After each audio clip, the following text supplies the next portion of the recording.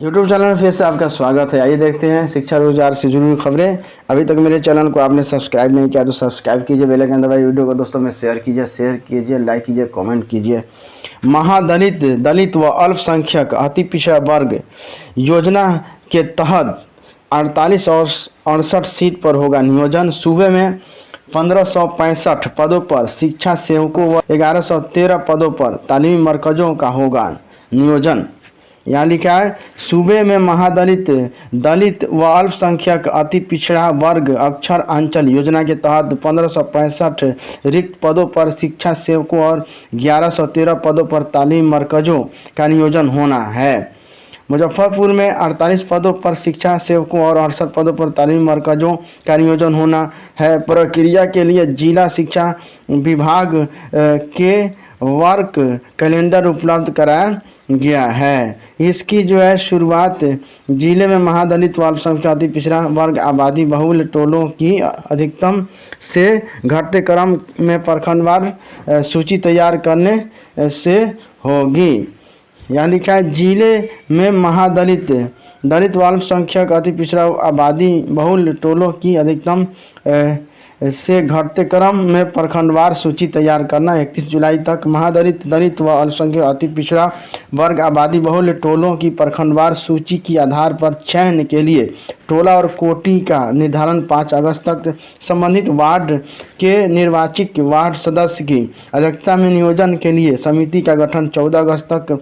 नियोजन के लिए NIC प्रखंड और पंचायत के प्रमुख स्थानों पर नोटिस का प्रकाशन 19 अगस्त तक। समिति के सदस्य सह संयोजक चिन्हित स्कूलों के HM के द्वारा नियोजन के लिए आवेदन प्राप्त करना। तिथिवार पंजी साधारण और आवेदकों को प्राप्त रसीद देना 4 सितंबर तक। नियोजन समिति की ओर से मेधा अंक की गणना कर जिला के वेबसाइट प्रखंड व पंचायत के सार्वजनिक स्थानों पर प्रकाशित करना 9 सितंबर। मेधा सूची पर आपत्ति लेना 1 सप्ताह के भीतर निराकरण और प्राप्ति रसीद देना और आपत्ति का तिथिवार संधारण 16 सितंबर तक। आपत्ति पत्र के अंतिम दिन से 3 दिनों के भीतर आपत्ति का निराकरण व इससे संबंधित अभिलेख का संधारण 19 सितंबर तक। आपत्ति का निराकरण के बाद अभ्यर्थियों की अंतिम मेधा सूची तैयार करना। जिला के वेबसाइट जिला कार्यालय व प्रखंड शिक्षा कार्यालय के नोटिस बोर्ड पर प्रकाशन 23 सितंबर तक। DPO साक्षरता द्वारा मेधा सूची का अनुमोदन और नियोजन पत्र नियोजन इकाई के सदस्य सचिव को देना 12 अक्टूबर। प्रशिक्षण संबंधी सूचना 16 अक्टूबर। प्रशिक्षण व नियोजन पत्र वितरण 26 अक्टूबर। निर्देशालय की सूचना 31 अक्टूबर तक होनी है। 192 शिक्षक और 162 शिक्षकेतर कर्मी होंगे बर्खास्त। 7 प्रमंडलों के बदले गए RDD। 17 +2 व्याख्याता शिक्षा विभाग में अधिकारी के पद पर तैनात किए गए हैं। इसके तहत 7 प्रमंडलों के क्षेत्रीय शिक्षा उपनिदेशक बदल गए हैं। इसके साथ ही 6 +2 व्याख्याताओं की राजकीय उच्च माध्यमिक उच्च विद्यालयों के प्राचार्य के नियमित पद पर पोस्टिंग की गई है।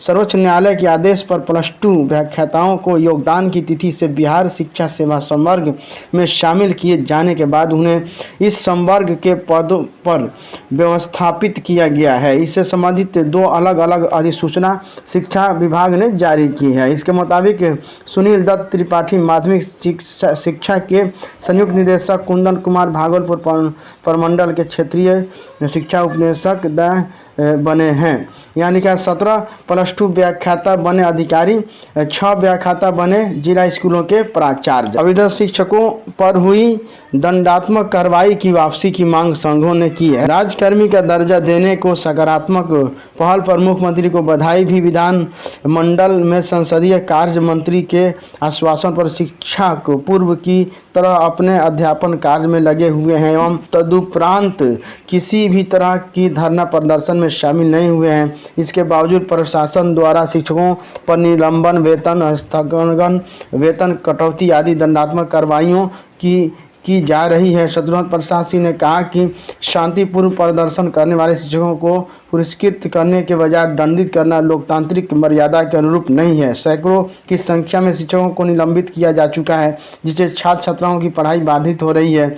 इसलिए ऐसी कार्रवाइयों में मुख्यमंत्री हस्तक्षेप करें एवं तमाम शिक्षकों पर हुई दंडात्मक कार्रवाइयों को निरस्त करने का यथाशीघ्र आदेश दें, ताकि विद्यालयों में अप्रभावी ढंग से स्वस्थ शैक्षणिक वातावरण का निर्माण हो सके। शत्रुघ्न प्रसाद सिंह ने मुख्य सचिव को पत्र लिखकर कहा कि शिक्षकों के निर्धारित कार्य के घंटों से बहुत अधिक काम लिया जा रहा है, जिसमें समान प्रशासन विभाग आदेश का उल्लंघन हो रहा है। थैंक यू फ्रेंड्स, फिर मिलते हैं नेक्स्ट वीडियो के माध्यम से।